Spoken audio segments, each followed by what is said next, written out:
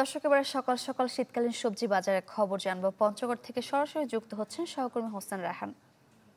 রায়হান, শীত আসি আসি করছে, বাজারে সবজি উঠতে শুরু করেছে, দাম কেমন পড়ছে বিস্তারিত জানাবেন।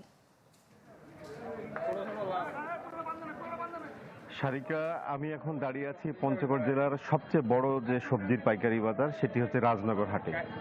আপনাকে জানিয়ে রাখি যে বাংলাদেশের সর্বোত্তরের এই জেলায় এই জেলার যে সমতল ভূমি রয়েছে সেখানে কিন্তু সবজির একটি আধিক্য ছিল, অর্থাৎ বিগত সময়গুলোতে সবজির ব্যাপক আবাদ এখানে হতো।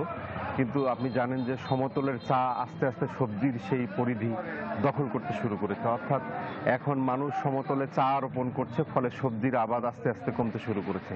তারপরেও শীতকালীন এবং গ্রীষ্মকালীন সময়ে পঞ্চগড় জেলায় যে সবজি উৎপাদন হয় সেটি স্থানীয় চাহিদা পূরণ করেও দেশের বিভিন্ন জায়গায় যায়।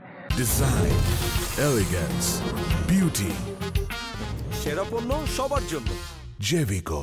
তো ইতিমধ্যে শীতকাল শুরু হয়েছে। গত এক মাস ধরে সবজির যে সরবরাহ বাজারে ছিল সেটি আসলে অধিকতর দাম ছিল সাধারণ মানুষের কাছে। তার কারণ নতুন সবজি আসার সাথে সাথে সেই সব সবজি চলে যেত ঢাকা সহ দেশের বিভিন্ন জায়গায়, ফলে প্রতিটি সবজির মূল্য কিন্তু 70 টাকা থেকে 80 টাকার উপরে ছিল। বর্তমানে সেই পরিস্থিতি সামলে উঠেছে এখানকার মানুষ, অর্থাৎ সাধারণ ক্রেতা যারা, তারা আস্তে আস্তে সবজি সরবরাহ বাড়ার কারণে তারা সবজি পেতে শুরু করেছে এবং প্রতিটি সবজি এখন সর্বোচ্চ 40 টাকা, সর্বনিম্ন 20 টাকা থেকে সর্বোচ্চ 40 টাকার মধ্যে শুরু হয়েছে।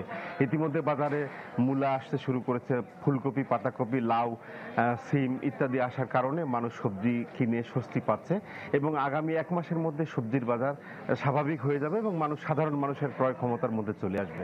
সারিকা, এই ছিল পঞ্চগড় বাজারের সার্বিক সবজির পরিস্থিতি আমার কাছে। হোসেন রায়হান, ধন্যবাদ আপনাকে।